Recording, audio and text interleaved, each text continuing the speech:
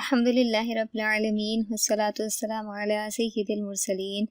اما بعد فاعوذ باللہ من الشیطان الرجیم بسم اللہ الرحمن الرحیم رب اشرح لی صدری ویسر لی امری واحلل عقدۃ من لسانی یفقہوا قولی۔ مسائل النساء لیکچر سیریز میں آج ہمارا لیکچر نمبر 5 ہے۔ پچھلے لیکچرز میں ہم نے علم کے بارے میں جانا، وضو اور غسل کے احکام و مسائل کو جانا، اور اس کے بعد لیکچر نمبر 4 میں ہم نے حیض اور نفاس کو جانا تھا تفصیلاً، جبکہ استحاضہ کو ہم نے سرسری طور پر جانا تھا۔ تو انشاءاللہ تعالی آج کی اس ویڈیو میں ہم استحاضہ کے ٹاپک کو تفصیلاً جانیں گے، اور یہ جانیں گے کہ شرعی معذور کسے کہتے ہیں اور اس کے احکام کیا ہیں۔ سب سے پہلے استحاضہ کی تعریف جان لیتے ہیں کہ جو خون نہ حیض ہو یعنی عادت کے طور پر نہ جاری ہوا ہو عورت کو، نہ نفاس ہو یعنی کہ بچے کی ولادت کے بعد جاری نہ ہوا ہو بلکہ کسی بیماری کی وجہ سے آئے تو اس کو استحاضہ کہتے ہیں۔ ٹھیک ہے، عادت کے طور پر آئے گا تو وہ حیض کہلاتا ہے،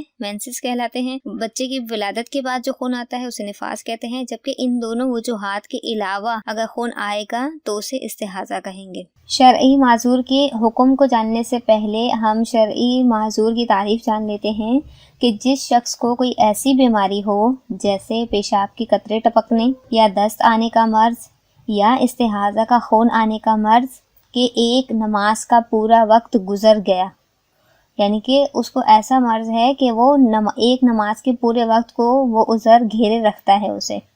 اور وہ وضو کے ساتھ فرض نماز ادا نہ کر سکی کہ قطروں یا استحاضہ کے خون کی وجہ سے وضو ٹوٹ جاتا ہے، تو ایسے شخص کو شریعت میں معذور کہتے ہیں۔ ٹھیک ہے، تو یہ شرعی معذور کہلاتا ہے کہ اس کا عذر جو ہے وہ ایک نماز کے پورے وقت کو گھیرے رہتا ہے، اسے اتنا بھی ٹائم نہیں ملتا کہ وہ ایک وقتی نماز کو ادا کر سکے۔ تو ایسے لوگوں کے لیے شریعت کا یہ حکم ہے کہ جب کسی نماز کا وقت آ جائے تو معذور لوگ وضو کریں اور اسی وضو سے جتنی نمازیں چاہیں پڑھتے رہیں۔ اس درمیان میں اگرچہ بار بار قطرہ وغیرہ یا استحاضہ کا خون آتا ہے، مگر ان لوگوں کا وضو اس وقت تک نہیں ٹوٹے گا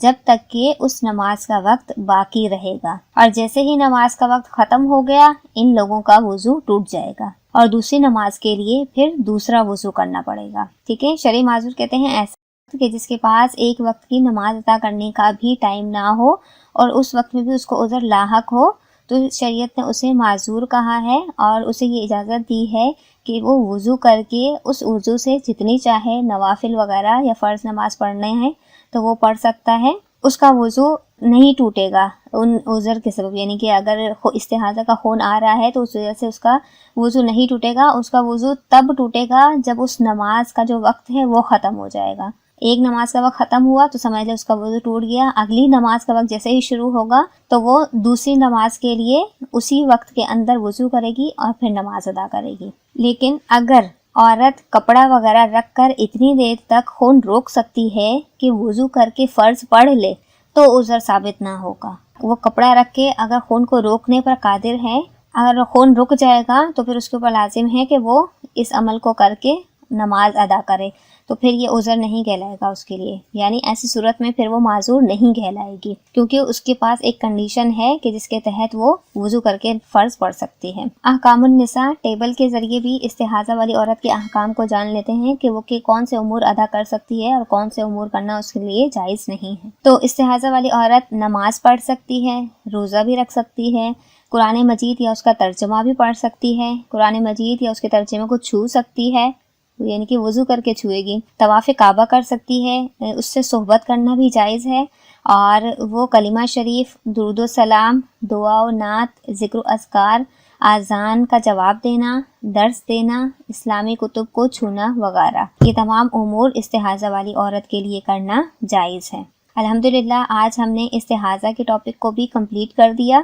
انشاءاللہ تعالی اگلی ویڈیو میں ہم مستعمل پانی کے احکام کو جانیں گے، کیونکہ ہم نے وضو اور غسل کو تو جان لیا اور اس کے ضمن میں ہی مستعمل پانی کے احکام آتے ہیں، تو انشاءاللہ تعالی اگلی ویڈیو میں ہم مستعمل پانی کے احکام و مسائل کو جانیں گے۔ تب تک کے لیے مجھے دیجیے اجازت، اللہ نگہبان۔